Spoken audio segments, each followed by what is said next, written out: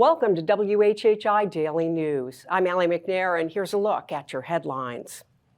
Life in prison. That was the sentence given to Alec Murdaugh by Judge Clifton Newman one day after a Culloden County jury found the disbarred lawyer guilty of murdering his wife Maggie and son Paul. Judge Newman handed down the sentence after inviting victims to speak in court. No one came forward. Judge Newman also gave Murdaugh the opportunity to express remorse. He did not do so, but instead told the court that he was innocent and would never hurt his wife and son. Newman replied that, quote, "It might not have been you, it might have been the monster you've become," end quote, referring to Murdaugh's abuse of opioid pills. Well, in a victory for environmentalists over developers, plans to build a resort on Bay Point Island will not move forward. News on Thursday that the developers had dropped their appeal of a court decision that had denied them a special permit to build on the 1,200-acre island at the mouth of Port Royal Sound. That area serves as a haven for wildlife and is described as vital to the Gullah Geechee Nation and the Gullah Geechee Fishing Association. Developers had planned to spend $100 million to build the resort and promised it would be environmentally friendly, but could never convince various zoning authorities that they could meet ecotourism requirements. Well, one of the best views of historic downtown Beaufort is now open again to sightseers and cyclists. Over the last 8 months, Whitehall Park on Ladies Island has undergone $2 million worth of upgrades. There's a new lighted and paved multi-use pathway that leads to the edge of the Beaufort River and a boardwalk that gives walkers access from the Sea Island Parkway under the canopy of 200-year-old live oak trees. The 10-acre park will be open from dawn to dusk. Plans for a second phase of improvements include the installation of a pier and a floating dock for kayakers. Well, some experts say that South Carolina is facing a growing dementia crisis. And in response to that claim, a Senate panel has approved a bill that would create a statewide plan to deal with the rising number of residents living with Alzheimer's and other forms of dementia. By 2025, an estimated 120,000 South Carolinians 65 years of age and older will be living with Alzheimer's. That's up from the current 95,000. According to the Alzheimer's Association, South Carolina is one of 20 states that are considered dementia neurology deserts, which means that fewer than 10 neurologists will be available per 10,000 people to diagnose and treat patients with dementia by 2025. Also, the Alzheimer's Association says that almost every state, including South Carolina, needs to double the number of direct care workers to meet the anticipated demand by 2028. While as the worldwide media that's been camped out at Walterboro for the last 6 weeks packs up, many merchants in Walterboro have felt like they have hit the lottery.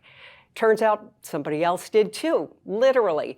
A woman recently walked into a Walterboro Shell station with an extra $5 and asked the attendant to pick numbers in the Palmetto Cash 5 game.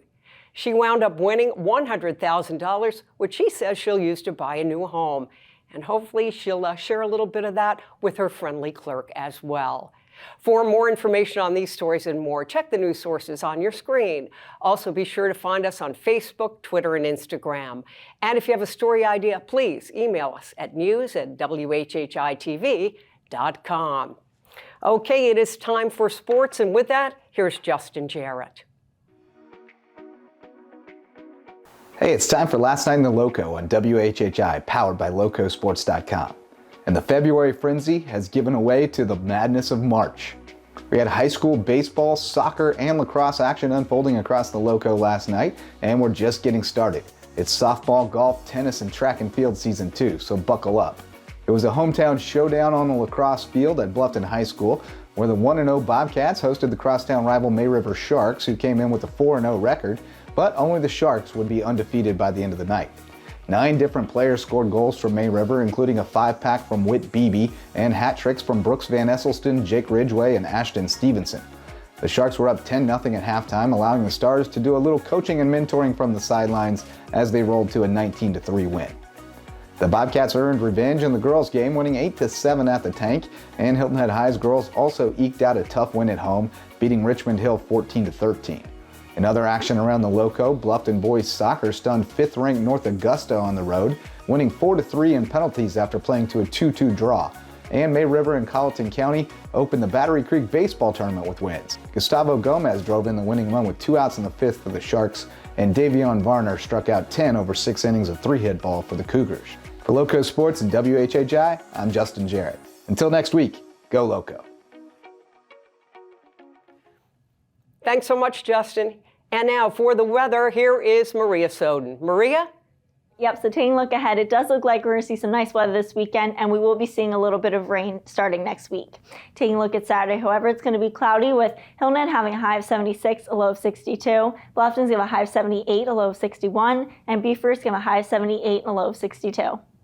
Come Sunday, it's going to be sunny with Hilton having a high of 68, a low of 55. Bluffton's going to have a high of 71, a low of 53, and Beaufort's going to have a high of 71, a low of 55.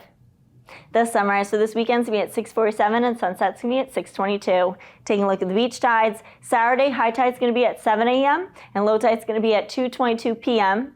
And then come Sunday, high tide's going to be at 7:46 a.m. and low tide's going to be at 3:05 p.m. Taking a look into next week, Monday it's going to be sunny with highs in the 70s and lows in the 50s. Come Tuesday it's going to be cloudy, and then we will be seeing a passing shower in the evening with highs being in the upper 70s and lows in the 50s.